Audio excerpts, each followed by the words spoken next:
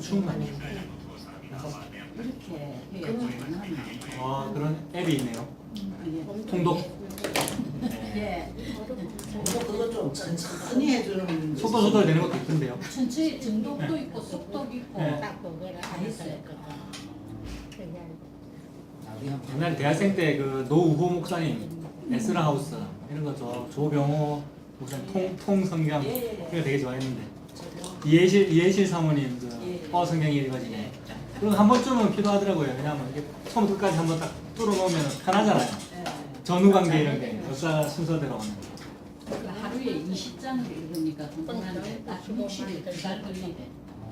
하루에 20장씩만 읽으면. 혼자 읽으면 몇 절 안 읽으면 또 막 집중이 안 되고 막 이래서 오늘로 틀어놓고 그냥 35도 연속 읽기도 하는데 어쨌든 너무 빨리 넘어가면 제가 이제 읽는 속도가 늦으니까 그걸 못 따라가겠죠. 좀 찬찬히 이렇게 좀 읽어주는 앱이 있었으면 좋겠다. 공부를 하면 괜찮아요. 그런 앱이 있네. 뭐로 찾으면 됩니까? 그 말인가. 그냥 나는 이게 그냥 성경 봉독 뭐 이런 거밖에 없는데. 그 성경 공부에서 그게 나오잖아. 성경 통독 이런 거 치면 있을 건데요. 네. 기도하겠습니다. 하나님 아버지, 주님의 은혜를 감사합니다. 저희들에게 하나님의 말씀을 책으로 주셔서 감사합니다. 이 말씀 책을 읽고 예수님을 알 수 있도록 인도해 주시옵소서. 이 땅을 사는 동안에 예수님 복음하는 것이 가장 큰 복인 줄로 믿습니다. 이 복을 받아 누리고 종의 멍에를 매지 않고 자유자의 아들로 살 수 있도록 하나님 아버지 인도하여 주시옵소서. 예수님 이름으로 기도합니다. 아멘. 오늘 갈라디아서 4장을 보겠습니다. 4장 1절부터 5장 1절까지 볼 건데요. 또 지난번처럼 장절이 구분이 약간 이렇게 좀 삐뚤어져 있죠. 5장 1절 보시면 5장 1절에서 끝나야 맞죠. 문단이. 그래서 4장 1절에서 5장 1절까지 보겠습니다. 그런데 우리 4장 1절에 내가 또 말하노니 유업을 이을 자가 이렇게 지금 표현했잖아요. 네. 자, 1절에 그 유업을 이을 자가 라고 했는데 그 말이 어디 나오냐면 바로 위에 나오죠. 지난주에 봤던 것과 연결된다는 말이죠. 3장 29절에 너희가 그리스도의 것이면, 우리 그리스도의 것이죠. 예수님의 소유입니다. 우리가 그리스도의 것이면 곧 아브라함의 자손이랍니다. 아브라함 자손 되는 것이 목표였잖아요. 우리 표 자주 그렸잖아요. 아브라함의 자손이 되는 방법은 무엇인가? 좌우로 나눠서 그렸잖아요. 진리의 방법이 있고 진심의 방법이 있었습니다. 근데 아브라함 자손 되는 것, 다르게 말하면 뭐가 되죠? 천국 가는 거죠. 구원을 받는 거, 이게 아브라함 자손 되는 거 아닙니까? 아브라함의 자손이요 동시에 약속대로 유업을 이을 자니라 라고 하네요. 유업을 잇는다 라는 것이 또 중요한 목표입니다. 유업을 이어야 삽니다. 여러분. 유업을 잇는 거. 유업을 잇는 방법. 무슨 유업을 이어야 되냐면 뭐 리워야단 사탄의 유업을 이으면 안 되죠. 하나님의 유업을 이는 거. 유업이라는 말이 뭐였습니까? 유산, 상속 재산 이런 거 생각하면 되죠. 상속 재산, 하나님의 상속 재산이면 곧 예수 그리스도이고 예수 그리스도를 통한 구원 생각하면 되죠. 하나님 유업을 잇는 방법, 동의어로 아브라함의 자손이 되는 방법이었고 또 동의어로 구원받는 방법입니다. 구원, 천국 이렇게 생각하면 되겠죠. 유대인들이 정말 중요시 여기는 거 아브라함의 자손이 되는 거. 근데 아예 태어날 때부터 아브라함 자손을 믿고 있는 것이고, 근데 유대인 주변에 있는 이방인들이 아브라함 자손 되려면 예수님 믿는 것도 참 중요하지만 동시에 우리 유대인의 율법도 좀 지켜야 돼, 할례도 받아야 돼. 이걸 지금 강조하는 거였잖아요. 근데 사도 바울은 지금 아니야. 아브라함의 자손이 되는 방법, 하나님의 유업을 잇는 방법은 다른 것이 있어 라고 지금 말씀을 하는 중이죠. 지난주까지의 내용은 뭐였냐면 약속대로 유업을 잇는 방법이 있는데 3장 29절에 약속대로 벌어지는 거야 라는 이 말이었죠. 그 약속대로가 뭐였습니까? 지난주에 약속대로가 하나님이 나와 타협하지 않으시고 하나님이 홀로 스스로 하신 그 언약의 그 약속대로 하신다. 그래서 참 감사하다 이 말입니다. 오전 내용과 똑같죠. 하나님이 우리 인류를 위해서 또는 인류와 이 둘이서 이렇게 나와 네가 인류와 약속한 이 약속대로 하셨으면 내 의견도 좀 들어주셔야 되고 내가 하나님께 원인 제공한 것만큼 무슨 결과를 주시는 그런 일들을 하셔야 되기 때문에 나는 종이 된단 말입니다. 자동적으로 그 초월자에게 예속되어 그분이 원하는 뭔가를 해드려야 돌려 갚으심을 내가 상급으로 받을 거 아닙니까? 그게 아니라 하나님은 약속대로만 하시더라. 무슨 약속인가? 하나님은 곧 나만 있는 약속을 하시더라. 이 오전에 그 이기적인 하나님으로 보는 그 모습이란 말입니다. 그 야훼 여호와 아닙니까? 또 혼자서 약속 다 했다라는 말이죠. 그래서 소를 반으로 좌우 쫙 갈라놓고 소의 시체 사이를 하나님이 횃불이 되어 홀로 걸어가셨단 말이죠. 소가 좌우로 시체가 걸어졌다는 말은 계약서 쓴다는 말이잖아요. 즉 약속을 하는데 나 곧 나만 약속했단 말입니다. 나 곧 나 그리고 너가 약속하지 않았단 말이에요. 우리는 약속 안 했습니다. 우리는 아브라함이잖아요. 우리 인류잖아요. 아브라함 옆에서 어안이 벙벙한 채로 쳐다보고 있었죠. 가끔씩 졸았고요. 독수리 내려오면 독수리 쫓았고요. 언약 맺어지는 장면에서 약속대로 다 하셨다는 말은 하나님이 혼자 다 했다는 말이죠. 이것이 우리에게 은혜가 됩니다. 그러므로 유업을 잇는 방법은 뭐였냐면 약속대로였어요. 지난주까지의 결론이. 즉 나는 없었다는 말입니다. 인간은 없었고 하나님 홀로 다 하셨으니까 100% 예수 그리스도의 은혜입니다. 예수님이 십자가에서 단번에 혼자 다 이루셨습니다. 라는 믿음이 생기게 되는 것이죠. 이것을 이제 오늘 4장으로 연결하면은 유업을 잇는 방법을 사도 바울은 하나님이 아신 바 된 사람, 하나님 아신 바 되었거늘 이런 정도 있잖아요. 하나님이 아신 바 된 사람만 유업을 잇게 된다. 하나님이 어떤 사람을 알아야 그 사람이 천국에 가게 된다는 이런 말이죠. 근데 종교권에서는 뭐라 그러냐면 우리 인간이 하나님을 잘 알아야 천국에 간다 이렇게 믿는 거잖아요. 그래서 하나님은 이런 진리는 항상 좀 잘 안 받아들여지는 형태더라고요. 사람들이 잘 안 받아들여지는 형태. 하나님만 무언가 일방적으로 하시고 일방적으로 말씀하시는 그런 형태. 그래서 하나님이 아신 바 된 그 사람만 천국에 가는 거야 라는 진리를 말씀하시는데 인간은 진리라는 단어와 비슷한 단어를 사용하면서 진심이라고 말하면서 인간이 진심으로 좀 하나님을 알고 진심으로 하나님을 잘 섬기고 하나님을 알자 힘써 여호와를 알자라고 성경책에도 적혀 있잖아 라고 하면서 우리가 진심으로 하나님께 예배를 잘 드려야 천국에 갈 수 있다 이렇게 믿게 됐죠. 그래서 이 진심으로 해야 된다는 요 일에서 뭐 모든 헌신이 다 나오잖아요. 헌신, 봉사, 예배, 노력 모든 것들이 다 나오고 근데 이 모든 것들이 다 나의 진심을 통하여 신으로부터 무언가를 돌려받아야 되는 일이기 때문에 예배 행위로 나타납니다. 경배, 섬김. 경배와 섬김은 뭐냐 하면 우리 인류는 항상 밑에 있으므로 땅에 있으므로 땅에서 초월자이신 하나님께로 올려드리는 형태죠. 그 진심은 항상 밑에서 위로 올려드리는 형태였습니다. 모든 종교, 모든 예배, 경배 시스템이 다 아래에서 위로 올려드리는 거잖아요. 방향성이 다 비슷해요. 방향성이 아래에서 위로. 바벨탑도 아래에서 위로잖아요. 아래에서 위로 쌓아 올라가는 거지 않습니까? 그래서 이쯤 올라간 것보다는 이쯤 올라가는 게 좋고 꼬리가 되기보다는 머리가 되게 해주십시오 라는 말과 다 통하게 결국 같은 얘기를 하고 있다는 겁니다. 기독교가 이워야단과 같은 얘기를 하고 있다는 거예요.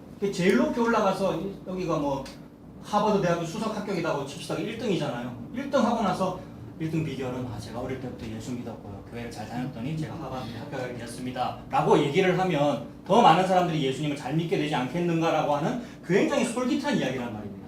이 얘기는 솔깃해요. 진심의 모든 얘기는 다 솔깃해요. 막 눈물이 나요. 그런 간증 들으면요. 근데 진리는 안 솔깃하단 말입니다. 진리는 반항이 일어나고 진리는 안 받아들여지는 거죠. 근데 하나님은 진리로만 하나님의 말씀을 선포하시더라는 거예요.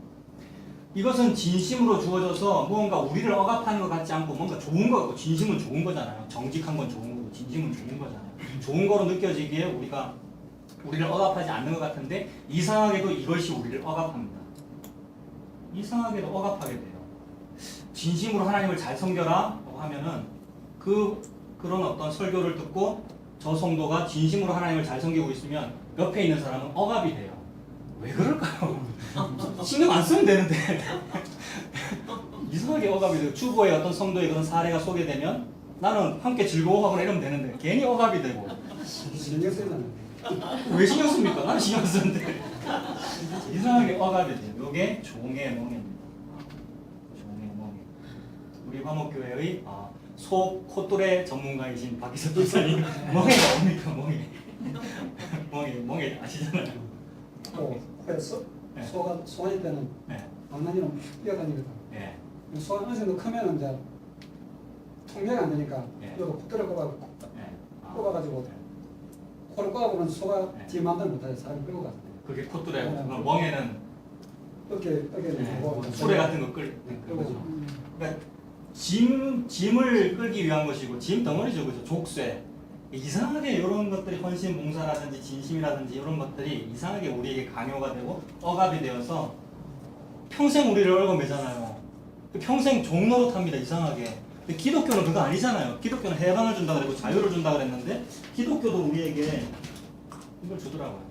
근데 어느 날 어떤 목사든지 그 성도든지 그 교회를 다니는 어떤 사람이 아닌 것 같은데요 싶고 이게 좀 아닌 것 같은데요, 당신이 말하는 그 진심, 그 헌신, 그 봉사 그거 제가 좀 안 할래요 라고 하면은 어떤 느낌이 듭니까? 물론 담대한 사람은 그거 안 할랍니다 라고 하겠지만 그런 담대함이 우린 잘 없고 저도 잘 없고요. 어떻게 되느냐 하면 저번에 저 진심의 저 설교를 내가 안 따르면 혹시 하나님께 벌 받지 않을까? 혹시 우리 아들에게 무슨 병이 생기지 않을까? 뭐 이런 느낌. 요것 때문에 다시 또 악순환 되는 겁니다. 조금 머리가 깨었다가도 다시 악순환. 그래서 일평생 죽기를 두려워하여 죄에게 종로로 탄다. 죽기가 두려워서 종로로 타는 거거든요. 근데 예수님은 죽으라 그랬잖아요. 진리는 죽는 거지 않습니까? 십자가로. 죽으라 그랬는데 죽기를 두려워하여 여기에 계속 헌신하거든요. 뭔 일 생길까봐. 그게 뭔 일 생길까봐 또는 남 보기에 이게 다 같은 말입니다. 나에게 뭔 일 생길까봐 또는 주변의 사람들이 나를 욕할까봐 남 보기에. 그래서 체면 때문에 헌신봉사 계속하고요. 또는 상대적인 경쟁심 때문에 헌신봉사 계속하고요. 계속 악순환입니다. 요 억압 속에. 왜 종의 멍에입니다. 하나님은 종의 멍에를 매지 말라는데. 근데 왜 이렇게 됐느냐 하면 원래는 하나님이 사람을 사랑하셔서 하나님이 아신 바 되는 그런 사람이 있죠. 그래서 비유로 하나님이 자주 설명하시잖아요. 하나님이라는 어떤 나그네가 길을 가다가 어린애를 본 겁니다. 신생아 어린애, 발짓하고 있는 탯줄도 아직 떼지 못한 어린애가 버려져 있는데 주워다가 키운 거죠. 입양을 해서 키웠는데 웬일인지 무슨 이유에서인지 이 아이가 좀 어릴 때만큼은 또는 좀 교육이 필요한 시기만큼은 다른 사람한테 맡긴 겁니다. 청지기 또는 후견인. 청지기는 종이란 말이고 그 길 가다 나그네이신 그 하나님이 주인님이 이 아이를 네가 잠깐 동안 돌보라고 후견인 청지기한테 맡긴 겁니다. 후견인은 뒤에서 돌봐주는 사람이라는 뜻이잖아요. 후견인한테 잠깐 맡긴 거죠. 근데 이 사람의 이름을 미스터 제가 지은 겁니다. 스토이헤이아라는 말은 성경에서 나오는 용어인데 좀 이따 찾아보겠습니다. 이거 사람 이름이라고 보겠습니다. 미스터 스토이헤이아예요. 아주 멋지고 잘생긴 남자예요. 좀 돈도 좀 있고 굉장히 신사적이고 세련된 남자라고 예를 들어보는 겁니다. 이 사람한테 내가 맡겨진 거예요. 하나님이 맡긴 겁니다. 그러고 나서 이 애가 점점 크면서 머리가 좀 굵어지면서 가만 보니까 이 사람이 너무 멋있는 거예요. 그리고 어릴 때부터 이 사람한테 맡겨져서 키워졌기 때문에 이게 우리 아빠라고 엄마라고 생각하는 겁니다. 스토이헤이아 이름도 멋있어. 뭔가 세레노한 느낌. 세레노한 느낌이라는 말 아십니까? 그 일본의 시오노 나나미라는 여류 작가가 있는데 로마인 이야기라는 굉장히 책 시리즈를 썼는데 그분은 저 대학 다닐 때 배웠는데 여류 작가인데 그 관점이 이제 일본 제국 중심으로 어떤 역사 서술을 하더라고요. 근데 일본 제국이 옛날에 우리나라 다스리고 막 동아시아 지배했었잖아요. 근데 우리가 조금만 더 잘했으면, 우리 일본이 조금만 더 좀 잘했으면 옛날 로마처럼 동아시아 전체를 지배할 수 있었는데라는 생각을 기본적으로 깔고 글을 쓰는 거예요. 그래서 로마인 이야기를 쓰는데 무슨 맥락으로 쓰겠습니까? 로마인은 참 멋있었다라는 맥락으로 쓰는 거예요. 로마 제국은 참 멋있었다. 그래서 우리 일본도 그렇게 하고 싶었는데 미국이 핵폭탄 터뜨리는 바람에 우리 못했어라는 듯한 뉘앙스로 글을 쓰는 거예요. 그러면서 사람이 멋있으려면 세레노 해야 된다라는 말을 하는 거예요. 세레노 해야 된다. 이런 말 아십니까? 어디에도 없더라고요. 국어사전에도 없어요. 다 찾아봤는데. 근데 그 뉘앙스가 뭐냐면 옷이 좀 이렇게 하늘거리고 그리스 사람들 입은 그런 옷 있잖아요. 로마 제국의 옷 뭔가 천이 하늘거리고 좀 멋있고 남자는 세련되고 젠틀하고 그런 거를 세레노하다 이렇게 표현하더라고요. 그런 사람이 좋다는 게 이게 뭐냐면 보암직하고 먹음직하게 좋다는 말입니다. 그래야 제국이 잘 된다는 말입니다. 일본 제국은 그걸 하고 싶다는 겁니다. 그래서 모든 머리 감고 눈 까만 우리 동양 아시아 사람들은 우리 일본을 따라서 함께 갑시다 라고 한 거거든요. 그래서 이완용 같은 사람은 맞네 참 좋은 일입니다 라고 하고 나라를 탄 거잖아요. 그래서 대동아 공영권이 좋다 그랬잖아요. 전부 리워야단의 마인드하고 같고 제국적인 마인드는 다 같습니다. 제국적인 마인드. 제국의 마인드 뭡니까? 밑에 머물지 말자는 거죠. 우리 일본 또는 우리 동양이 언제까지 서양 사람한테 밟힐 겁니까? 가만히 있으면 서양이 우리를 식민지로 지배할 건데 우리가 빨리 힘을 키워서 진주만 포격도 하고 미국을 다스려서 이 일을 할 때 조선의 청년들이여 함께 갑시다. 그랬더니 김길창 목사님이 맞습니다. 설교했고요. 청년들 막 보냈고요. 오늘날 단기 선교 보내듯이 일본군이 되라고 막 했잖아요. 그게 불과 몇십 년 전의 일이지 않습니까? 우리나라에서. 그때의 마인드도 세레노한 것이 좋다. 올라가는 것이 좋다라는 요 마인드 때문에 그랬단 말입니다. 친일파가 왜 친일파가 됐습니까? 요 마인드 때문에 그랬고 우매무지한 백성들도 은연중에 동의하게 된 이유가 요것 때문에 그랬죠. 소수의 김구 선생님이라는 무슨 소수의 사람들은 이거 아니라고 제국주의는 틀렸다는 것을 알았지만 성경책에 리워야단이라는 그 말도 리워야단 리바이어던이라는 뜻이잖아요. 뭐가 리바이어던이냐면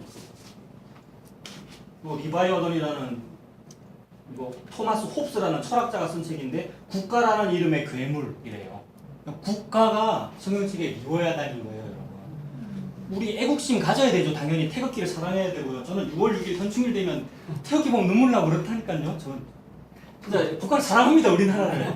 근데 제국으로서의 나라를 사랑하는 것이 아니고요. 하나님 주신 이 국민들, 백성들 그리고 우리가 애국을 해야 된다는 그 말은 어떤 맥락에서 말을 해야 되느냐 하면 우리나라 헌법이 민주공화국이고 주권은 국민으로부터 나온다고 했으니 그것 좀 잘 지켜라는 의미에서 해야 되는데 헌법은 민주공화국이라고 해놓고 비선실세가 농단을 하니 이거 잘못됐다라고 말하는 거잖아요. 그런 의미에서는 옳습니다. 근데 뭐 예수님 안에서의 진리는 아니죠. 물론. 아무튼 보암직하고 먹음직한 걸 좋아하고 세레노한 걸 좋아하는 것이 제국의 마인드였고 그것이 리워야단의 사상이다. 지금 그 얘기를 하는 겁니다. 그런 마음을 가졌기에 미스터 스토이헤이아가 좋아 보이더라는 겁니다. 누구 눈에?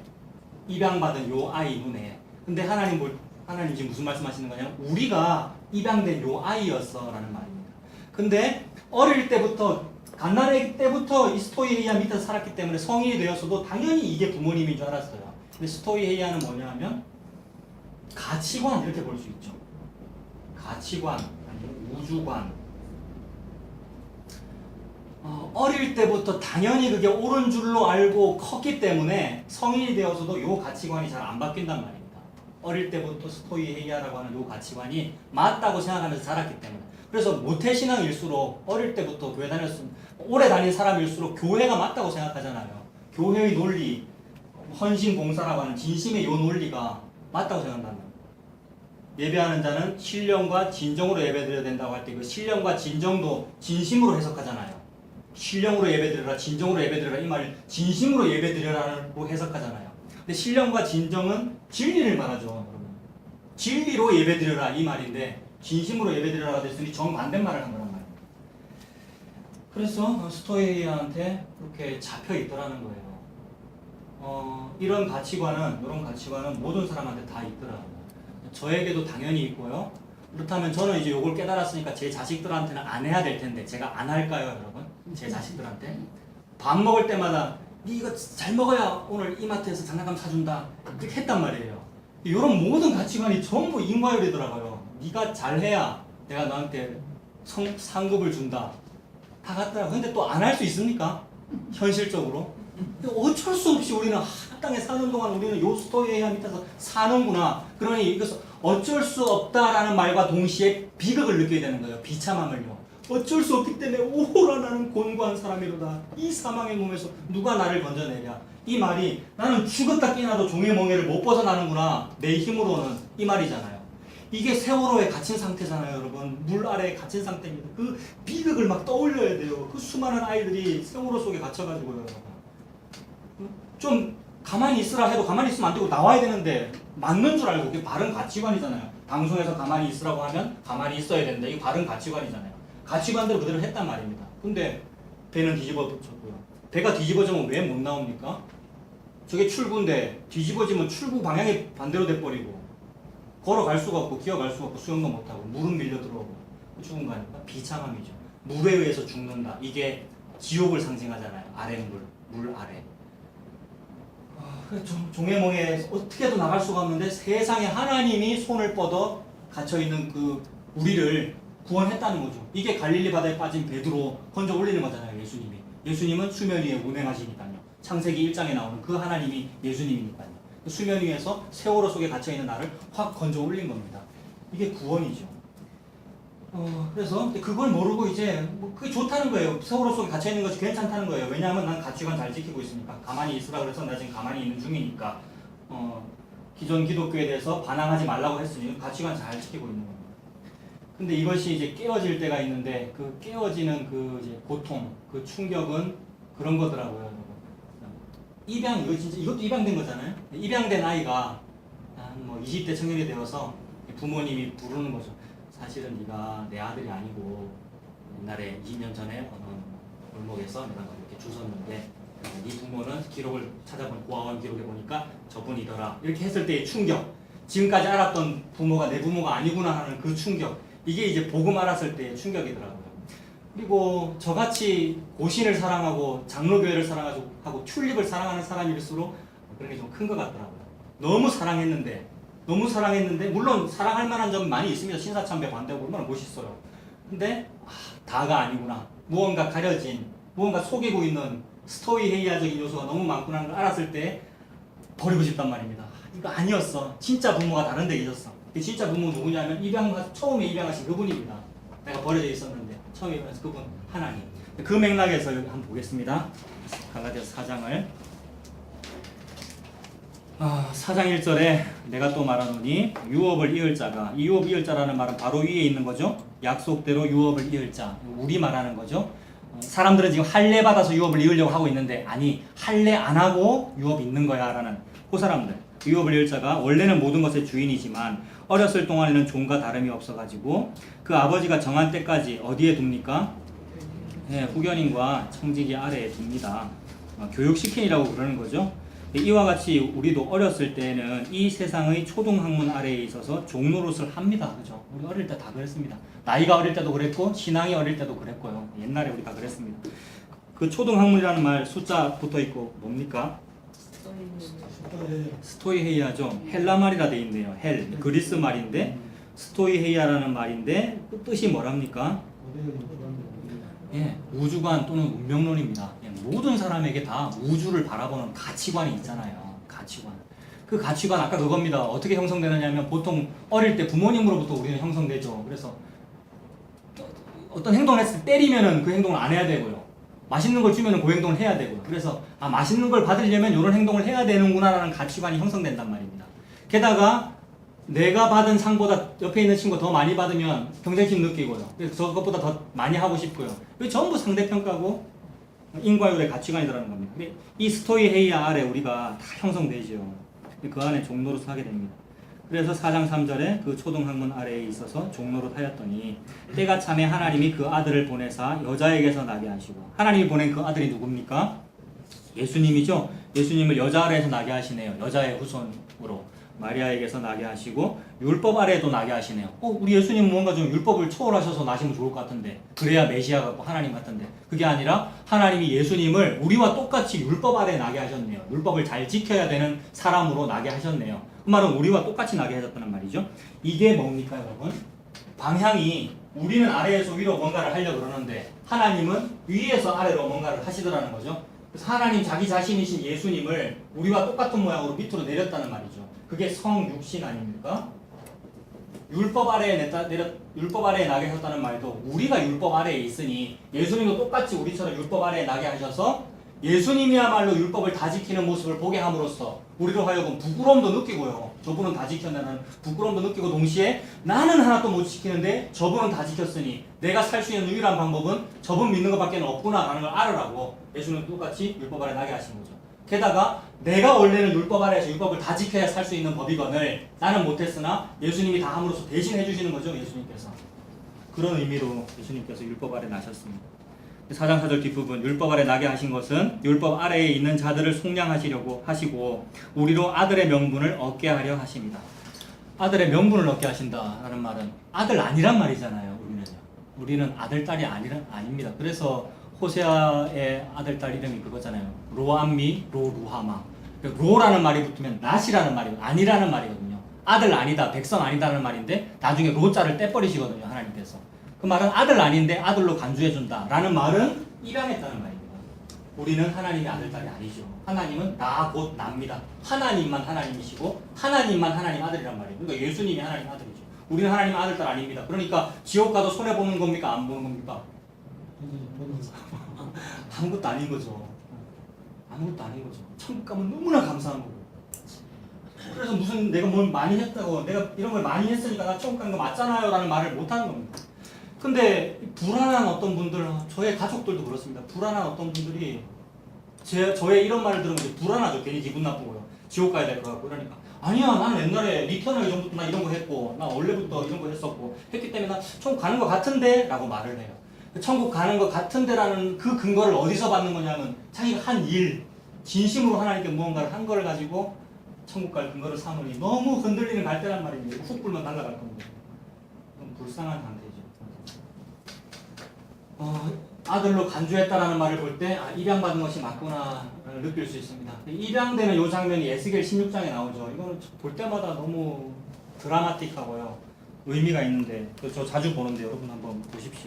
에스겔 16장 구약성경 1169페이지.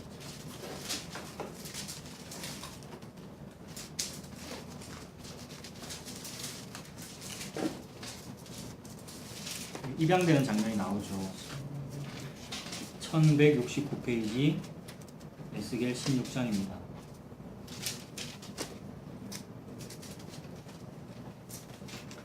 16장 3절에 이르기를 주 여호와께서 예루살렘에 관하여 이같이 말씀하시되 네 근본과 난 땅은 가나안 땅이다 이렇게 말씀하십니다. 하나님이 우리에게 네 출생의 비밀을 알려줄게 이렇게 말씀하시는 거죠. 네 근본을 말해줄게 이거 말은. 네 근본과 난 땅은 가나안 땅이요. 가나안이라면은 이방인들이 사는 땅이고요. 하나님의 백성 아니란 말이죠. 아버지가 누구랍니까? 아모리 사람. 아모리는 저주받은 이방민족이란 말입니다. 어머니는 누구랍니까? 헷 사람이라면 헷 사람도 저주받은 이방민족이거든요. 그러니까 아주 하등한 잡종이네요. 아모리와 헷이 결혼했으니까요. 그러니까 아주 출생 성분이 안 좋은 우리인데 또 그 엄마 아빠가 또 우리를 버렸어요. 16장 4절에 보니까 네가 난 것을 말하건대 네가 날 때에 네 배꼽줄을 자르지 아니하였고 너를 물로 씻어 정결하게 하지 아니하였고 내게 소금을 뿌리지도 아니하였고 너를 강보로 싸지도 아니하였더니 길에 버려진 겁니다. 그 탯줄도 떨어지지 아니하고 5절에 아무도 너를 돌보아 이 중에 한 가지라도 너에게 행하여 너를 불쌍히 여긴 자가 없었으므로 네가 나던 날에 네 몸이 천하게 여겨져 네가 들에 버려졌느니라. 우리가 길가에 버려진 신생아가 된 겁니다. 상상해 보십시오. 옛날에 그런 일 많았다 그랬던데요. 한겨울에 대문 앞에 아기가 버려져 있고 그래서 주워서 키우고 뭐 그런 짓을 다 해요. 피가 막 피투성이라 그러잖아요. 어린애 태어나면 피가 막 묻어 있고 탯줄도 떼지지 않은 상태. 근데 그게 나라는 거지 않습니까, 여러분? 이거를 생각하시기 바랍니다. 우리 교회 오래 다니는 우리일수록 생각해 봅시다. 내가 그거래요. 교회 많이 다니면 뭔가 스스로를 멋있게 생각하더라고요. 옛날에는 죄인인데 지금은 아니야. 교회를 20년 다닌 지금은 아니야. 라고 이렇게 살았습니다, 우리가. 근데 아니었어요. 하나님 앞에서 나 그냥 피투성이구나. 탯줄도 떨어지지 않은 채로. 게다가 나는 우리 부모님도 중직자고 아니면 우리 부모님이 하나님이고 이렇게 믿었는데 우리 부모님이 아모리 사람이고 헷 사람이래. 이런 가치관을 가져야 합니다. 세상이 주는 가치관은 뭐였어요? 전부 자부심 가지라는 거였지 않습니까? 하면 된다. 너는 할 수 있어. 이런 가치관이었는데 아니었어요. 우리는 부모 자체가 아모리 헷이고 나는 길에 버려진 아이였습니다. 근데 6절에 하나님이 네 곁으로 지나갈 때에 네가 피투성이가 되어 발짓하는 것을 보고 내게 이르되 너는 피투성이라도 살아있으라. 다시 이르기를 너는 피투성이라도 살아있으라. 이렇게 말했습니다. 여러분 이게 은혜잖아요. 하나님이 길에 버려진 나를 보고 지나가다 그냥 안 지나가시고 너는 살아라 너는 살아라 이랬습니다. 근데 살아라는 말 앞에 피투성이라도 살아라 이 말 너무 귀한 말씀이잖아요. 피투성이지만 살아라 이 말이잖아요. 살아날 가망성이 없는데 너는 살아라. 뼈밖에 안 남았는데 살이 붙어라. 그 에스겔의 환상이잖아요. 똑같습니다. 피투성이라도 살아라. 그래서 그게 입양의 장면입니다. 그리고 피투성이라도 살아라라는 요 말이 하나님이 그 아이를 보고 지나치지 않고 하나님이 봤다. 요 말이 하나님이 아신 바 된 일이란 말입니다. 그 피투성이가 된 그 신생아가 그날 하나님을 봤을까요? 걔는 아직 시력도 안 생겼을 거예요. 신생아이기 때문에. 그리고 그 아이가 손으로 그 하나님 붙잡았을까요? 당신이 우리 아빠 하라고? 아무것도 안 하고 버둥거리고만 있었죠. 그러니 하나님의 요 구원이라는 일, 하나님의 유업을 잇는 방법은 우리가 할 일이 없고 할 수 있는 일이 없고 하나님이 아신 바 되어야 벌어진단 말입니다.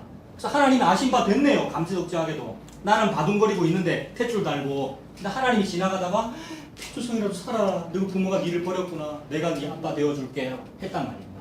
물론 그 이후에 이제 스토이해한테 맡기는 일이 있습니다만 일단 구원은 처음에 하나님이 입양했단 말입니다. 예수님이 이 말씀을 하시죠. 그 착한 사마리아 사람 비유에서 요 얘기하고 착한 사마리아 사람 비유하고 연결시킬 수 있겠죠. 어떻게 되느냐 하면 예루살렘에서 여리고로 내려가다가 요 사람은 유대인이잖아요. 유대인은 나름 자부심 있는 사람이죠. 구원받았다고 믿는 사람이고, 게다가 자기가 알고 있는 그 스토이해야로 산단 말입니다. 헌신봉사 잘하고 안식일 잘 지키고, 그래서 늘 제사장님 바라보고 레위인 바라보고 우리 담임 목사님 참 훌륭한 분이 이렇게 바라보고 살고 있는데 강도 만났죠. 그래서 강도 만나서 칼 맞아 쓰러졌습니다. 과다출혈 중입니다. 시간 지나면 죽을 겁니다. 그러면 이 사람에게 필요한 것은 구원이죠. 속히 구원을 받아야 된단 말이에요. 근데 구원의 방법이 막 지나가요. 첫 번째 방법은 제사장이었지 않습니까? 하나님의 유업을 잇는 방법, 제사장이 방법이 지나간단 말입니다. 이 사람 뭐 했겠습니까? 원래는 아무것도 못하는 게 맞죠. 왜냐하면 지금 피투성이가 돼서 아무것도 못하니까. 그런데도 뭘 하려 그래요. 이 말은 신생아가 뭘 하려 그런단 말입니다. 입양받는 거 외에는 방법이 없는 아이가 뭘 하려 그런단 말입니다. 목이 마르니까 우물을 팔려 그런단 말입니다. 그래서 뭘 하려 그런다는 것이 저 제사장은 나를 구원해 줄 거야라고 제사장에게 손을 뻗칩니다만 구원 안 해주죠. 제사장은 왜 구원 안 해줍니까? 자기도 자기 스토이 헤이아가 있어서 구원 안 해줘요. 나는 제사장이니까 저 사람 피가 나한테 묻으면 내가 제사를 집전할 수가 없고, 그 자기 스토이 헤이아 때문에 구원 안 해줍니다. 그 다음에 오늘 레위인은요, 마찬가지죠. 나는 레위인 성전에서 일하는 사람으로서 아유 내가 구원해주면 안 된다 간단 말입니다. 그러면 이제 절망이 찾아왔잖아요. 절망, 즉 세월호에 갇힌 겁니다. 구원의 방법은 도저히 없어요. 누군가 와서 나를 건져줘야 내가 건짐을 받는 거예요. 그런데 세 번째로 온 사람이 사마리아 사람 아닙니까? 사마리아 사람이 다가올 때 이 쓰러진 칼 맞은 사람은 무슨 생각했을까요? 유대인이기 때문에 유대인과 사마리아 사람은 서로 불가촉천민 아닙니까? 서로 닿으면 안 되는 거 아닙니까? 니는 내를 구원하지 말아라고 생각했겠죠. 니는 재수가 없으니까 니는 빨리 지나가라. 너 같은 좌파, 너 같은 빨갱이는 싫고 니는 내를 구원하지 말아라. 너 말고 다른 제사장님이 오실 거야. 뭐 이런 생각을 하고 있단 말입니다. 근데 사마리아 사람 한 일이 뭐죠? 나귀에서 번쩍 뛰어내려가지고 저벅저벅 다가와서 쓰러진 사람을 끌어안아버린 거죠. 렘브란트인가 보흐 뭐 이런 사람이 그린 착한 사마리아 사람 이야기 그림 보면 전부 그런 그림이라고요. 번쩍 안은 거, 그다음에 안고 막 끙끙거리면서 나귀 위로 올리는 장면. 근데 이 유대인은 이제 힘이 없어가지고 이러고 있는 상태. 그러니까 아무것도 못하는 상태란 말입니다. 이거하고 에스겔 16장하고 너무 겹치더라고요, 여러분. 딱 똑같은 얘기잖아요. 아무것도 할 수 없는 상태. 아무것도 할 수 없으면서도 속으로는 뭐 하고 있었냐면 나는 니 너무 싫다. 니는 내를 구원하지 마. 이랬단 말입니다. 이거 예수님의 모습이죠. 요 사마리아 사람은 예수님의 모습입니다. 예수님이 우리에게 구원하겠다고 왔을 때 우리는 특히 예수님 잘 믿는다는 사람일수록 스토이헤이아에 눈이 멀어버린 나머지 예수님은 나를 구원하지 마라. 나는 스토이헤이아한테 구원받을 거야. 예수님은 우리 아빠 아니야. 스토이헤이아가 우리 아빠야 라고 하고 있단 말입니다. 어릴 때부터 거기 맡겨져서 키워졌을 뿐인데 이게 아빠인 줄 알고, 그래서 저거 싫다고 달아버렸습니다. 십자가에. 그래서 그때 유대인이 사마리아인을 미워했다는 요 말이 우리 인류가 예수님을 미워하고 있다는 말 같은 얘기가 되죠. 그 에스겔 16장에서 결국 이 사람이 입양된 이 아이가 결국 딸이 되지, 나중에 여자아이인데 딸이 되어가지고 자기의 성적 매력을 자랑하면서 음란하게 산다라는 그런 얘기가 나오거든요. 이거 19금이라고 말씀드렸죠 전에. 예, 진짜 그렇죠. 성경책엔 그런 얘기가 많죠. 그 정도로 우리가 음란하다는 말이죠. 예수님이 우리의 아빠고 동시에 우리의 신랑인데 신랑 대신 그 남자 말고 다른 남자를 좋아하더라. 이 누구라 그랬습니까? 이 사람 미스터잖아요. 다른 남자란 말입니다. 성적인 개념. 우리 보고 음란하다는 말이 그런 뜻이죠. 자, 다시 갈라디아서로 가겠습니다. 4장 5절에 아들의 명분을 얻게 하셨다는 말, 즉 입양되었다. 우리 에스겔 16장의 그 신생아처럼 하나님께 입양된 것입니다. 6절에 너희가 아들임으로 하나님이 그 아들의 영을 우리 마음 가운데 보내서 아빠 아버지라 부르게 하셨느니라. 원래는 아들 아닌데 아들의 명분을 얻게 하시고는 우리에게 영을 보내셨네요. 그 아들의 영이라는 그러네요. 그 4장 6절에 앞부분에는 너희가 아들임으로, 그가 없죠. 정관사 그가 없잖아요. 아들임으로, 우리가 입양된 아들인데 하나님이 그 아들의 영을 보내셨다네요. 그러면 그 아들은 누구겠습니까? 하나님의 그 아들, 예수님만 말하죠. 예수님을 말할 때 특별히 일에다가 S 안 붙이는 거고요. 단수로 말하는 것이고 그 아들이라 그럽니다. 즉 우리에게 뭘 줬느냐 하면 예수님 영을 줬대요. 이 말은 예수님만 하나님을 보고 아빠라 그러거든요. 우리는 하나님 보고 아빠라 안 그러고 우리는 뭐 보고 아빠라 그럽니까? 스토이헤이아 보고 아빠라 그러는데 근데 하나님이 예수님만 아빠라고 부르는 그 예수님의 영을 우리한테 주니까 우리도 하나님 보고 아빠 아버지라 부른다. 이거는 감지덕지잖아요. 공짜 은혜. 너무나도 큰 은혜잖아요. 아빠 아버지라 부르게 하셨느니라. 7절에 그러므로 네가 이후로는 종이 아니요 아들이니 아들이면 뭐 할 사람입니까? 우리 지금 뭐 하고 있었는데요? 유업을 잇는 방법을 말하고 있었는데 요런 입양으로 하나님이 아신 바 되어서 내를 주셔주면 나를 입양해 주시면은 진짜 아들인 예수의 영을 나에게 주셔가지고 하나님을 아빠라 부르게 된다. 즉 유업을 잇는 방법이 생기게 된다. 지금 누구한테 사도 바울이 하는 말입니까? 요 방법으로 유업을 이으려고 노력하는 갈라디아 사람에게 아니야 요 방법으로 유업 이어졌잖아 너 벌써 다 됐는데 왜 할례를 받으려고 그래? 라고 말하고 있는 중이죠. 자 8절에 그러나 너희가 그때에는 요 그때가 뭐겠습니까? 아까 그 어릴 때에 즉 스토이헤이아에게 잠깐 맡겨질 그때에 이거잖아요. 그때에는 하나님을 알지 못하여 본질상 하나님이 아닌 자들에게 종노릇 했네요. 여러분 이랬습니까? 하나님 아닌 거에 종노릇 했나요? 저는 하나님께만 종노릇 했습니다. 평생 하나님을 잘 섬기겠다 그랬고 근데 그게 하나님 아닌 거에 종노릇 한 거더라고요. 이게 이스라엘 백성이 금송아지를 보고 하나님이라고 그랬던 거 같잖아요. 금송아지 만들어 놓고 그 하나님이라 불렀잖아요. 하나님 잘 섬기고 맞는데 근데 하나님 아니더라는 거죠. 하나님 아닌 것에게 종노릇 했습니다. 생명 되지 못할 것에게 은을 달아주고 금 달아주고 우리 헌금했잖아요. 생명 주지 못할 것에게 천하를 다 얻어도 목숨을 잃으면 아무것도 아니라 그랬는데 목숨도 주지 않을 것에 대하여 헌신봉사를 우리가 했지 않습니까? 우리 인류가 그렇다는 겁니다. 이게 종노릇하고 있는 거였습니다. 근데 9절에 이제는 너희가 하나님을 알 뿐 아니라 우리가 하나님 알고 복음 안다고 하죠. 그죠? 그런데 그럴 뿐만 아니라 그게 중요한 게 아니고 더욱이 뭐가 중요하답니까? 하나님이 아신 바 된 게 중요하다네요. 이게 복음의 전부죠. 여러분 입양의 전부입니다. 이게 입양 받으려면 복음 되려면은 그 아이가 좀 반짝반짝하고 예뻐야 입양되는 것이 아니고 보통 고아원에서는 그런 애가 입양되잖아요. 그래서 옛날 그 형제복지원에도 외국인 손님이 방문하실 때는 아이들이 막 옷도 잘 입고 그 다음에 영어를 했대요. 애들이 ABCD 배워가지고 근데 영어를 좀 잘해야 외국인 손님이 자기를 미국으로 입양할 거 아닙니까? 근데 우리는 그런 입양이 아니라 칼 맞은 유대인처럼 아무것도 못하고 버둥거리고 있는 중이죠. 탯줄 안 떨어진 신생아처럼. 그때에 하나님이 아신 바 된 거 이것이 은혜의 전부죠. 우리가 한 일이 없구나.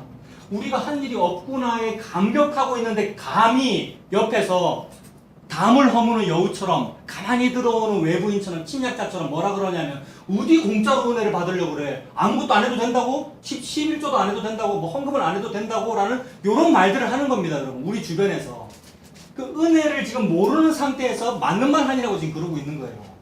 우리는 요 은혜가 너무 커가지고 하나님이 아심 받은 것이 전부예요 라는 이 은혜를 받고 있는 중인데 말이죠. 그래서 4장 9절에 있는 하나님이 아심 바 된 일이 너무나도 크단 말입니다.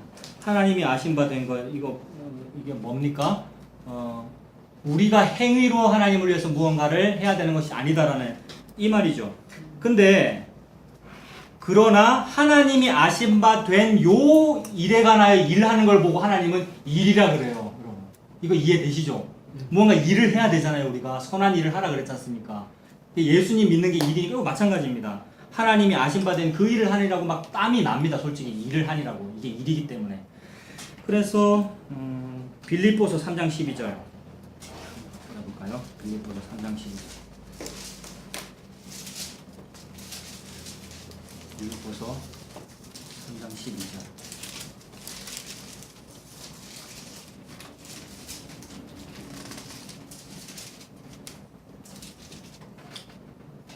보통 복음을 알았다라고 그러면 아무것도 안 한다 그러고요. 아무것도 안 하고 구원을 받는다라고 이제 공격을 하면서 구원파와 똑같다 그럽니다. 세월호 사건 구원파, 뭐 유병환 구원파의 기본 교리가 아무것도 안 해야 된다는 거거든요. 구원 받았으니까 이미 뭐 그런 논리인데 똑같다는 거예요. 근데 진짜로 아무것도 안 하는 게 아니고 너무 일을 많이 합니다. 이걸 일이라 그러거든요. 예수님 믿는 걸 하나님 일이라고 하시니까요. 그래서 빌립보서 3장 12절에 내가 이미 얻었다 함도 아니요 온전히 이루었다 함도 아니다. 오직 내가 그리스도 예수께 잡힌 바 된 것을 잡으려고 달려가노라. 달린이라고 일을 굉장히 많이 한단 말입니다. 근데 뭘 잡으려고 그러는 겁니까? 예수님을 내가 잡는 게 아니고요, 여러분. 방금 요 구절이 내가 아래에서 위로 예수님을 잡으려고 그러는 거 아니고요. 예수님을 나를 잡은 것을 잡으려고 그러는 거라고요. 즉, 요 일을 하려고 그러는 게 아니고 요 일을 하려고 그런다라는 말이죠. 이 일을 예수님이 너무 쉬운 말로 표현하셨잖아요. 이 일을 예수님이 표현했어요. 다른 사람이 표현한 것이 아니고. 요 일을 보고 예수님이 뭐라 그랬냐면 하나님이 보내신 자를 믿는 게 하나님의 일이야. 이렇게 말했단 말입니다. 예수님이 여호와시잖아요. 그분이 이렇게 말했으면 요거 믿으면 되잖아요. 요거 믿으면 그게 일하는 거란 말입니다. 그분이 나를 잡으신 것을 믿는 거. 그러니 하나님이 나를 아신 바 된 것을 아는 거. 하나님이 나를 잡힌 바 된, 예수께 잡힌 바 된 것을 잡으려고 하는 거. 여러분 지금 고생 많이 하시네요. 주일마다 여기 오셔가지고. 지금 성경책 보고 계시고 일 많이 하고 계시잖아요. 그러면 이 일이라는 걸 어떻게 정리하면 되겠습니까? 이쪽에서 공격하는 그 일은 뭐였냐면 헌신, 봉사, 노력, 11조, 헌금 그거였잖아요. 손에 잡히는 그 일을 좀 해야 된다는 말이었고 우리는 그런 차원의 일이 아니라는 거죠. 예수님 믿는 게 일이다라는 그 개념이죠. 그래서 여러분도 일하십시오. 예수께 잡힌 바 된 그것을 잡으려고 막 노력하고 달려가십시오. 하나님이 날 아신 바 되었다는 그 일을 보려고요. 성경책에 그런 표현들이 얼마나 많습니까? 다시 갈라디아서로 갑니다. 4장 9절에 하나님이 아신 바 된 요 일, 즉 예수께 붙잡힌 바 된 요 일이 일의 전부다. 이게 전체인데 왜 어찌하여 다시 약하고 천박한 초동학문으로 돌아가서 다시 그들에게 종노릇 하려 하느냐라고 합니다. 아까 초동학문이 헬라어로 뭐였습니까? 스토이헤이아 그거였죠. 예, 세상 가치관 또는 종교의 가치관 그리고 기독교 안에 만연해 있는 기본 신앙이 좋다라고 하는 그 가치관. 그것으로 돌아가면 무슨 노릇을 하게 됩니까? 9절 뒷부분에 그것으로 돌아가면 무슨 노릇을 하게 되죠? 종노릇을 하게 되죠. 종노릇 하게 되면 10절과 같은 일이 벌어지겠죠. 날과 달과 절기와 해를 막 삼가서 지키게 되죠. 그래서 부활절, 성탄절, 무슨 절기, 교회 설립 50주년, 종교개혁 500주년이라고 해서 그런 거예요. 중요합니다. 그러나 진짜 의미를 알고 해야지 덮어놓고 막 중요시 여기잖아요. 주일 성수 개념도 마찬가지죠. 안식일 준수 개념하고 똑같이 지키고 있잖아요. 그러니 우상숭배하는 건 마찬가지라는 겁니다. 날, 달, 절기, 해. 오늘 8월 13일입니까? 봄 카페 모임 1주년입니다. 아무도 신경 안 쓰잖아요. 날과 달과 해와 절기. 창립 1주년이 쫓겨난 지 1주년 된 날이네. 아이고. 뜨게 네. 그런 거에 신경을 쓰면은 사도 바울이 그동안 수고한 것이 헛되단 말이에요. 얼마나 허무하겠어요, 사도 바울이 지금 혈기왕성한테. 이것 좀 하지 말자고 갈라디아에 그렇게 얘기를 했는데 하고 있으니까 11절에 내가 너희를 위하여 수고한 것이 헛될까 두려워하노라. 12절 형제들아 내가 너희와 같이 되었은즉 처음에 이 사도 바울이 갈라디아 사람들 그 좀 미개해 보이는 유대인이 볼 때는 미개해 보여야 될 거 아닙니까? 이방인이니까. 그런데도 불구하고 사도 바울이 갈라디아 사람과 똑같이 됐단 말입니다. 같은 마음이 되고 막 위해 주고 너희와 같이 되었은즉 너희도 나와 같이 되기를 구하노라. 같은 마음 되자는 말이죠. 그리고 할례가 있으나 없으나 예수님을 믿는 요 상태, 복음으로 자유한 상태가 좀 되었으면 좋겠다 하는 말이죠. 너희가 내게 처음에 해롭게 하지 않았잖아. 처음 얘기하는 거죠. 처음에 갈라디아 사람들 만났을 때. 13절 내가 처음에 육체의 약함으로 말미암아 너희에게 복음을 전한 것을 너희가 아는 바라. 육체의 약함이 있었죠. 사도 바울에게 질병도 있고요. 게다가 막 전도할 때 말을 떨었다 그러죠. 사람들 앞에서 말을 잘 못했나 봐요. 자신감 있는 사람인데 그죠. 가말리엘 문화에서 공부했고. 근데 복음 알고 나니까 좀 할 말이 없었나 보죠. 입술 가리게 되고요. 그래서 육체의 약함으로 말미암아 했다고 했는데 이거 이렇게 번역하면 됩니다. 육체의 약함을 가진 채로 또는 육체의 약함을 통하여 니들한테 전도했다. 전도할 때 육체의 약함이 확 나와가지고 여러분 보십시오 간증합니다. 제가 질병을 낳았으니 여러분도 이렇게 예수 믿기 바랍니다 라고 전도하지 않고 육체의 약함이 있는 채로 약한 상태가 강한 거야 라는 십자가의 복음을 전달했단 말입니다. 그때에 그 복음을 들었을 때 갈라디아 사람이 좋아했습니까? 싫어했습니까? 요 성도들은 좋아했잖아요. 저 복음이 진짜야. 우리에게 자유를 주는 거야. 좋아했었단 말입니다. 처음에는 좋아해놓고 지금은 싫다는 겁니다. 주변에서 그런 얘기 했었죠. 사도 바울은 진짜 사도가 아닌 것 같아. 몸에 병도 있잖아. 진짜 사도라면 하나님이 병도 낫게 해주실 건데 이런 말들을 하니까 혹하고 넘어갔단 말입니다. 14절에 너희를 시험하는 것이 니들을 지금 망설이게 하고 유혹하게 하는 것이 내 육체에 있을 때, 즉 이 질병에 있을 때 이것을 너희가 처음에 봤을 때는 업신여기지도 아니하고 버리지도 아니하고 오직 나를 하나님의 천사와 같이 또는 그리스도 예수와 같이 영접하였도다. 아, 예수님처럼 여기 받았나 봐요, 사도 바울이. 처음에는 얼마나 서로 좋아했단 말입니까? 이런 얘기 있죠.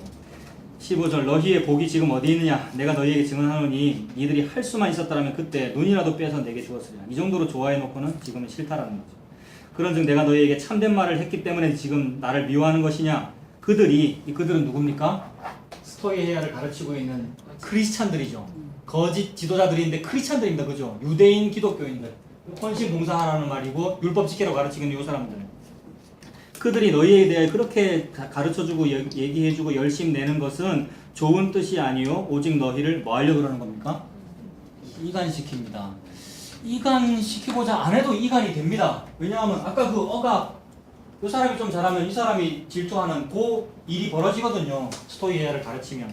그 다음에 이 사람들끼리도 이간이 되고 또 누구랑 이간이 될까요? 하나님과도 그렇고 처음 복음을 전해준 바울과 갈라디아 교인 사이도 이간이 되고 결국 하나님과 이간이 되는 거죠. 이간시켜 너희로 누구에게 대하여 열심내게 하려고 그런 겁니까? 그들에게 대하여. 결국 스토이헤아에 잘 복종하게 하려고. 이렇게 복종을 잘해야 자기 시스템이 잘 공고히 되고 유지가 되거든요. 이렇게 어떤 구성원으로 하여금 기존 체제에 잘 복종하도록 만들어야 그 구성원의 우두머리는 계속 유지 보존이 됩니다. 이거 제국의 마인드거든요. 피라미드 꼭대기에 앉은 사람의 마인드입니다. 제국의 마인드. 피라미드 꼭대기에 앉은 사람은 밑에 있는 구성원들이 기존 요 체제 스토이헤아라고 요 시스템에 계속해서 잘 복종하도록 만들어줘야 그때 뭐 맛있는 걸 주든지 그때 복을 주든지 아니면 기적을 주든지 이런 일을 통하여 잘하게 해야 자기 이름이 계속 유지가 되잖아요. 바벨탑 위에 있고 싶어서 그러는 거잖아요. 그러다가 혹시 이제 촛불혁명이나 어떤 전복이 일어났을 때는 또 어떻게 합니까? 이게 설국열차에 나오는 중요한 메시지인데 엔진칸에 있던 대장이 혁명가가 와가지고 엔진칸에 딱 들어오니까 뭐라 그러냐면 이제는 네가 여기 해 그러거든요. 똑같아요. 이 피라미드가 싫다라고 하다가도 꼭대기에 올라가면 그 사람이 또 피라미드 우두머리를 한단 말이에요. 그러니 우리 종애멍이가 참 벗어나기 힘들죠. 그래서 그거 유지 잘하려고 17절에 있는 것처럼 그들에게 대하여 열심내게 하려고 그런 거라는 거죠. 그래서 그 인간 목사한테 집중하게 만들려고 그런 설교를 한 거고 그런 교회를 운영한 건데 그래도 계속해서 거기다 대해서 합니다. 그리고 또 싫다라고 하면서도 계속 거기에 머물러 있어요. 저 CEO 너무 싫다, 저 목사 너무 싫다라고 하면서도 이상하게 거기에 머물러 있고 또 헌금을 해요. 그러면서도 또 말은 또 다르게 해요. 내가 어디 뭐 저 사람한테 헌금했나, 헌금은 하나님께 했지 라고 하는데 결국 그 돈이 그쪽으로 가고요. 결국 그 피라미드를 공고히 한단 말입니다. 그만큼 어렵습니다. 소돔 고모라에서 나오는 것이. 참 양다리 걸치게 되고요. 발이 잘 안 빠진단 말이에요. 근데 그 모든 일을 통하여 리워야단이 자기 배를 불립니다. 그들에게 대하여 열심내게 하는 이런 일을 하죠. 18절에 사도 바울이 이런 말을 합니다. 그들이 참 좋은 일에 대하여 열심으로 사모함을 받는 거면 참 괜찮겠는데 내가 너희를 대하실 때든지 아니든지 언제든지 참 좋은데 그거 아니야. 그들은 나쁜 목적으로 하고 있어. 리워야단은 지 욕심 채우고 있어. 이 말이죠. 나의 자녀들아 너희 속에 그리스도의 형상을 이루기까지 다시 너희를 위하여 해산하는 수고를 한다. 그럼 이런 마음 이해되시죠? 저는 애 안 낳아봤지만 우리 어머님들은 사도 바울은 실제 결혼도 안 했고 또 디모데 이런 사람을 영적인 아들이라고 그러고 어떤 영적인 이런 일로 아이를 낳잖아요. 사도 바울이 전도함을 통하여. 근데 그런 마음이 그런 것 같습니다. 이런 입양하는 요 스토리들은 이런 이야기 해산하는 수고와 같이 다시 스토이헤아를 보고 아빠라고 할 때 다시 다독거려가지고 때로는 때리고 때로는 막 언성 높이고 그래서 돌아오게 하려고 노력을 하네요. 20절에 보면은 내가 이제라도 너희와 함께 있어서 내 언성을 높이려 하면 막 욕을 하고 싶죠. 사도 바울이 지금 격한 말을 하고 싶고요. 언성을 높이려 함은 너희에 대하여 이러한 의욕이 있기 때문이다. 어떤 의욕이냐 하면 할례 받으려 하고 율법 지키려고 하는 의욕입니다. 그래서 21절에 내게 말해봐라. 율법 아래에 있고자 하는 자들아, 다시 율법으로 돌아가려고 하는 자들아, 교회법을 지키려고 하는 자들아, 율법을 듣지 못하였느냐? 기록된 바 아브라함에게 두 아들이 있으니 하나는 여종에게서 하나는 자유 있는 여자에게서 낳다 하였으며. 이거 너무나 중요한 구절입니다. 아브라함이 아이 낳았잖아요. 몸종 하갈을 통하여 이스마엘을 낳았고 정실 부인 사라를 통하여 이삭을 낳았지 않습니까? 물론 그 둘 사이에 뭐 10년, 20년 정도의 차이가 있죠. 13년. 예? 13년. 13년 차이입니까? 갭이 있죠. 그래서 이스마엘이 한참 컸고 한참 뒤에 이삭이 태어나지 않습니까? 근데 이 스토리에서 하갈과 이스마엘이 미움받는단 말이에요. 그러면은 그 미움받은 사람들이 지금 이슬람 사람들이잖아요, 여러분. 이스마엘의 후손이 이슬람이 뭐 IS니 이란, 이라크 이런 쪽이 이스마엘인데 인권을 부르짖고 인류애 이런 거를 말하는 사람들은 아니 하갈도 아브라함의 부인이고 이스마엘도 아브라함의 아들인데 불공평하다라고 평가를 해요. 그리고 또 하나님이 하갈도 살게 해주시잖아요. 눈을 뜨게 하셔가지고 우물 보이게 해주시고. 그 봐라, 하나님도 인권을 중요시 여기신다. 하나님도 종교 차별을 원하지 않으시고 유대교도 사랑하시지만 이슬람도 사랑하신다. 이스마엘도 사랑하시고. 물론 맞지요. 그런데 그런 식으로 해석되는 것이 아니라 1차 해석은 뭐냐면 성경이 성경을 해석하니까 지금 여기서 이걸 해석하고 있네요. 요 문제를. 인권적으로 해석하고 있는 것이 아니라 하갈의 자녀와 사라의 자녀를 통해서 하나님 무슨 말씀하시는지를 봐야 된다는 말입니다. 다른 해석은 요거란 말입니다. 하갈의 자녀를 통해서 율법 얘기하는 거고요. 하갈의 자녀를 통해서 종의 멍에를 얘기하시는 것이고 사라의 자녀를 통해서 요 얘기를 하시는 거죠. 복음을. 그렇게 보면 됩니다. 근데 해방신학, 해방신학은 뭐라 그랬습니까? 좀 우리 인류의 해방, 그래서 하갈과 같은 그런 억압되는 소외된 계층도 해방되어야 됩니다. 그러니 동성연애를 왜 반대합니까? 기독교가. 동성연애도 해방을 줘야 됩니다. 라는 이런 어떤 말들의 성경적 근거를 가지고 이걸 가지고 한단 말입니다. 근데 하나님 말씀 그게 아니라 하갈이 종을 얘기하는 것이고 사라는 자유인을 얘기하는 거야 라고 해석하는 겁니다. 이게 이제 하나님의 해석이죠.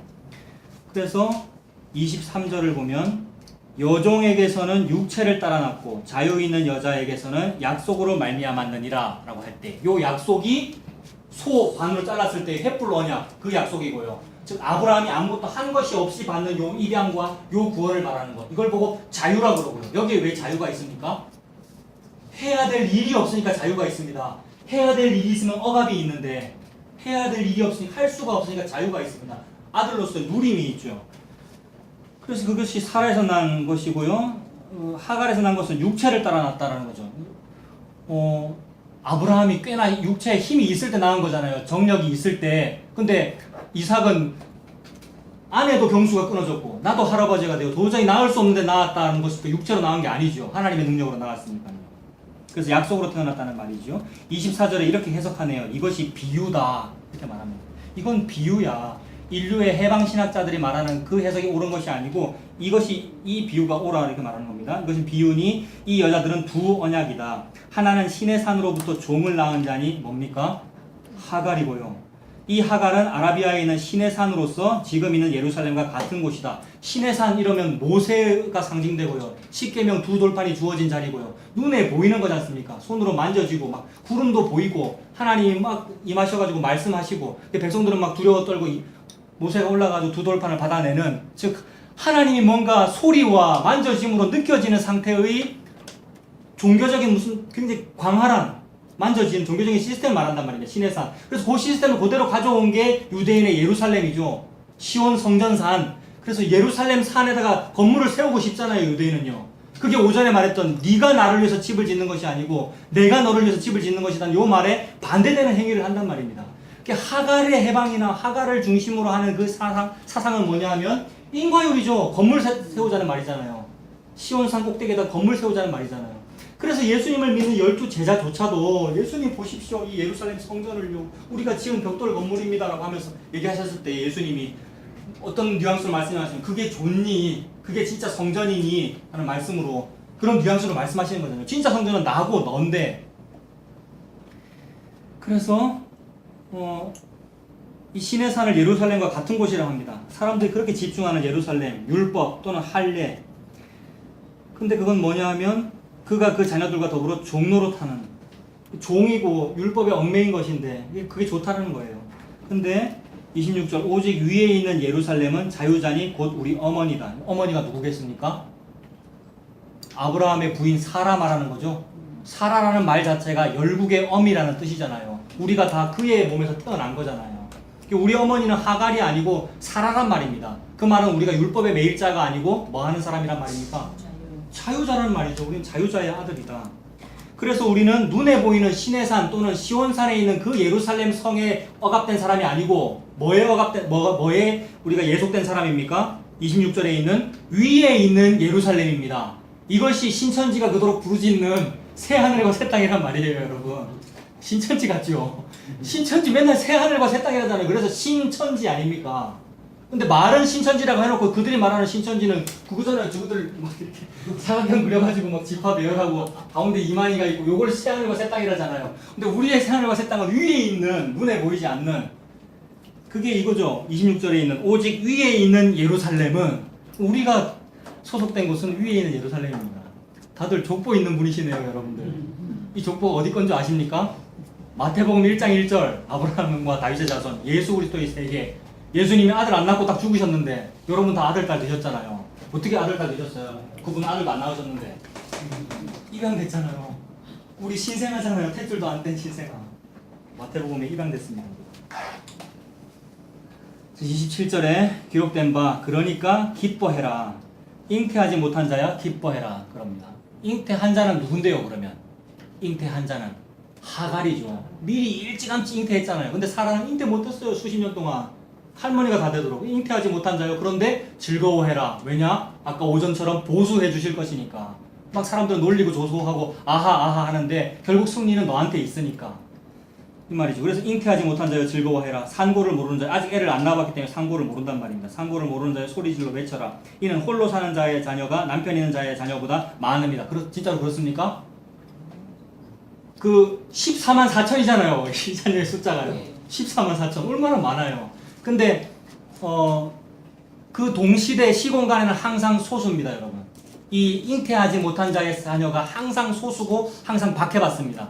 그런데 왜 이게 많죠, 여러분? 항상 소수인데. 항상 소수고 항상 박해받는 것 같은데 하나님은 항상 많다 그러고 항상 자유하다 그래요. 항상 해방을 누린다 그래요. 왜 그렇죠? 사도신경 오늘도 했지 않습니까? 주문처럼 외우는 것이 아니라 뜻을 알자 그랬지 않습니까? 산자와 죽은 자를 심판하신다 그랬는데 산자와 죽은 자의 개념이 다른 거죠.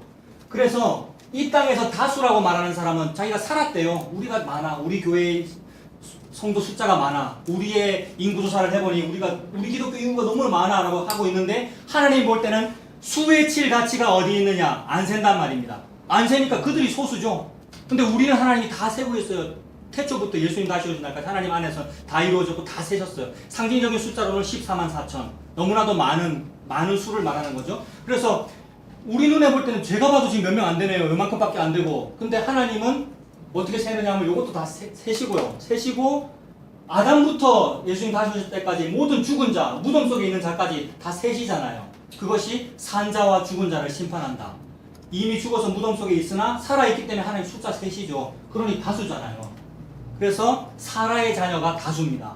하갈의 자녀는 소수고 율법의 자녀는 늘 숫자가 물리적인 숫자는 많아 보이나 소수고요. 근데 그 소수를 가지고 뭐 하고 있어요? 인구조사 하고 있고 오늘은 우리 교회 예배 몇 명 드렸나 그거 세고 있고요. 그리고 그 사람들의 돈을 모아서 성경 건축하고 있고요. 그러니 뭡니까 그거? 전부 헛개비잖아요. 숫자 0인 허수인 사람들이 모아가지고 건물 지은 거잖아요. 근데 하나님께서 볼 때는 이게 진짜구나. 14만 4천이 진짜구나. 그 얘기죠. 사라의 자녀들만 하나님께서 숫자를 세십니다. 그래서 홀로 사는 자의 자녀가 남편 있는 자의 자녀보다 숫자가 많다라고 하십니다. 형제들아 너희는 이삭과 같이 약속의 자녀다. 그러나 그때 육체를 따라 난 자가 성령을 따라 난 자를 박해한 것 같이 이제도 그러하도다. 그렇죠. 하갈의 아들이 지가 좀 컸다고 큰 형이잖아요.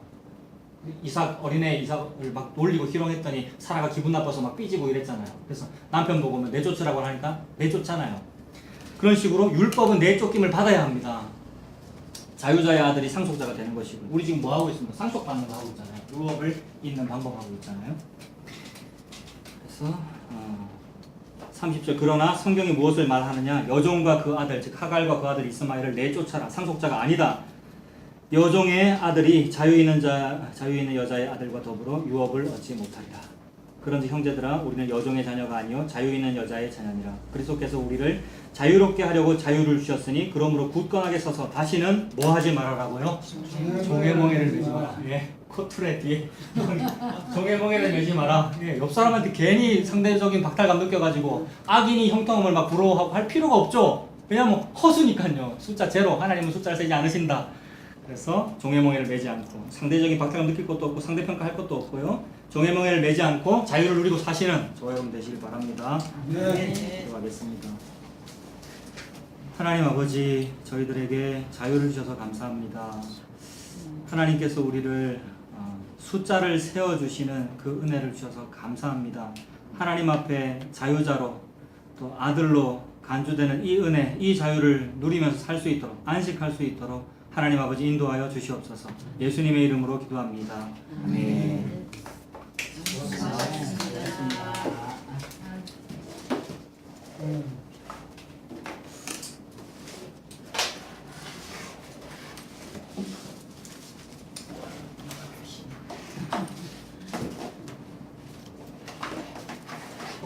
멍에를 벗어 6개를 만드는 예. 근데 예수께서 나와서 또 멍에를 맺는. 그러니까 가발의 존재가 예. 가발의 역할이 예. 결국 이 율법의 역할로 이제 예. 장세기에 나타나는데 그 장세기를 읽다 보면 예. 하나님께서 하갈에 혀를 드는 것 같은 그렇죠. 가발입니다. 예. 또 쫓겨났을 때 물도 죽여서 예. 다시 돌아가라 너를 예. 큰 민족을 이루게 예. 하겠다는 예. 이제 그 대목을 보면 예. 사랑하시는 거 맞죠? 예, 예. 사랑하시는 거. 예. 저도 막 은혜 되던데요, 그런 부분이. 예, 예. 소외된 백성을 사랑해 주시는 그. 예, 예, 예. 근데 이제 거기에 멈출 때가 많더라는 거죠. 해방 신학에서. 예. 그래서 여성 신학, 뭐 해방 신학 이런 거 있잖아요. 그래서 소외된 계층을 기독교가 돌봐야 된다는 말의 근거로 자꾸 사용하는데 거기서 멈추면 안 되지 않습니까? 하나님은 그 위에서 이제 또 다른 얘기 하시잖아요. 결국 예. 이제 성경을 구원해가지고 보면 안 된다는 예. 게 맞는데 좀 유치한 질문이지만 하갈이 구원받았을까 못 받았을까 네. 하갈이 천국 갔을까 못 갔을까 조금 기다리면 되겠지. 입양의 개념인 줄로 믿습니다. 입양 예, 입양의 개념. 그도 입양하셨으면 하나님께서. 예.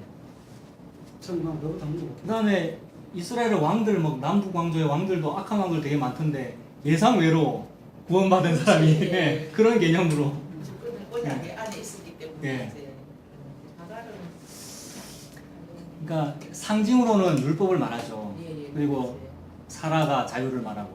근데 그 사람 개인 인격 개체로는 하나님이 알아서 하셨겠죠. 당연히 이슬람 안에도 구원이 있고요. 마찬가지로 하갈과 이스마엘도 볼 수 있겠죠.